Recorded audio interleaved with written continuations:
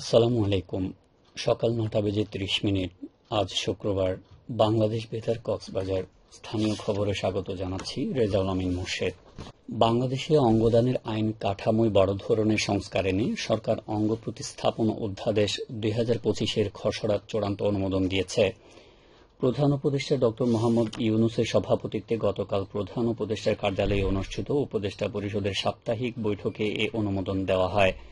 আইন উপদেষ্টা অধ্যাপক ড আসিফ নজরুল বৈঠক শেষে ফরেন সার্ভিস একাডেমিতে গণমাধ্যম কর্মীদের বলেন, নতুন অধ্যাদেশে পরিবারের বাইরের ব্যক্তিরাও যদি প্রমাণিত মানসিক বা আবেগগত সম্পর্ক রাখেন তবে তারা স্বেচ্ছায় এবং নিঃস্বার্থভাবে অঙ্গদান করতে পারবেন।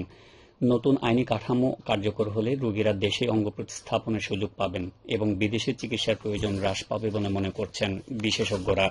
দেশব্যাপী চলছে টাইফয়েড টিকাদান ক্যাম্পেইন ২০২৫। সারা দেশের প্রাথমিক থেকে নবম শ্রেণীর সব শিক্ষার্থীকে নিজ বিদ্যালয়ে আগামী ১৩ নভেম্বর পর্যন্ত বিনামূল্যে টাইফয়েড টিকা দেওয়া হচ্ছে। স্বাস্থ্য অধিদপ্তর জানায় সারা দেশে প্রায় ৫ কোটি শিশুকে মাসব্যাপী টিকা দেওয়া হবে। গত ১২ অক্টোবর থেকে শুরু হওয়া মাসব্যাপী এই ক্যাম্পেইনের আওতায় বিনামূল্যে ১ dose typhoid conjugate vaccine TCV দেওয়া হচ্ছে।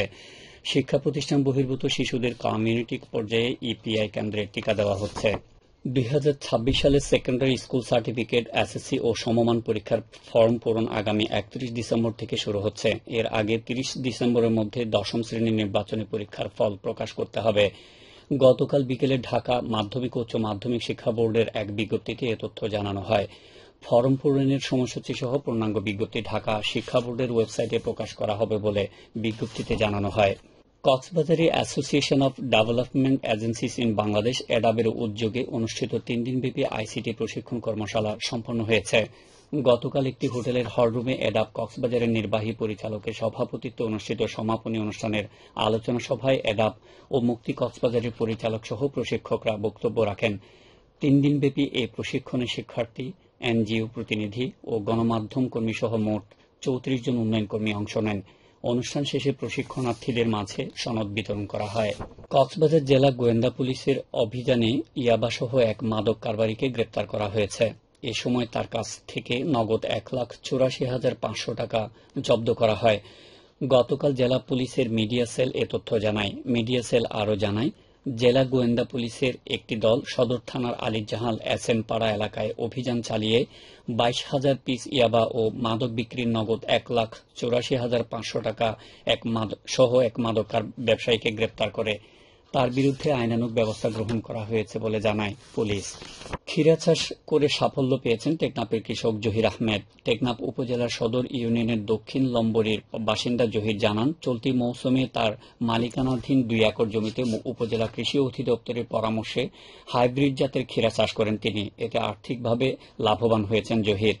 বাজারে চাহিদা ও ভালো দাম থাকায় অন্যান্য কৃষকেরাও ক্ষীরা চাষে ঝুঁকছেন। উপজেলা কৃষি কর্মকর্তা মোহাম্মদ হুমায়ুন কবির জানান, চলতি মৌসুমে উপজেলায় ১৫ হেক্টর জমিতে ক্ষীরা চাষ হয়েছে। ক্ষীরা চাষিদের বিনামূল্যে প্রশিক্ষণ, বীজ, সার ও কীটনাশক ও ওষুধ সহ বিভিন্ন কৃষি উপকরণ বিতরণ করা হয়েছে। টেকনাফ উপজেলার বাহারছড়া ইউনিয়ন পরিষদের উদ্যোগে খাদ্য বান্ধব কর্মসূচির আওতায় চাল বিতরণ করা হয়েছে। গতকাল ইউনিয়ন পরিষদ কার্যালয়ে ইউনিয়নের ৩, ৪ ও ৫ নম্বর ওয়ার্ডের ১,৫০০ পরিবারের মাঝে চাল বিতরণ করেন ইউনিয়ন পরিষদ চেয়ারম্যান মোহাম্মদ আমজাদ হোসেন খোকন। এ সময় ইউপি সদস্য, উপকারভোগী ও সংশ্লিষ্টরা উপস্থিত ছিলেন। চেয়ারম্যান জানান, কর্মসূচির আওতায় প্রতিটি নিম্নবিত্ত পরিবার প্রতি মাসে কেজি ১৫ টাকা মূল্যে ৩০ কেজি করে চাল পাবেন। এই কার্যক্রম ২ বছর চলবে।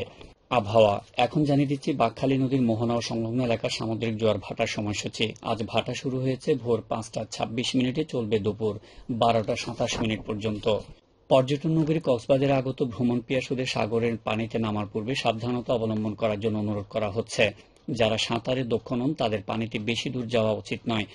ভাটার সময় স্রোতের সাগরমুখী টান প্রবল হওয়ায় সাগরের গভীরে ভেসে যাওয়া এমনকি প্রাণহানির আশঙ্কা থাকে। সেই সাথে পর্যটকদের স্বাস্থ্যবিধি মেনে চলার পরামর্শ দেওয়া হচ্ছে।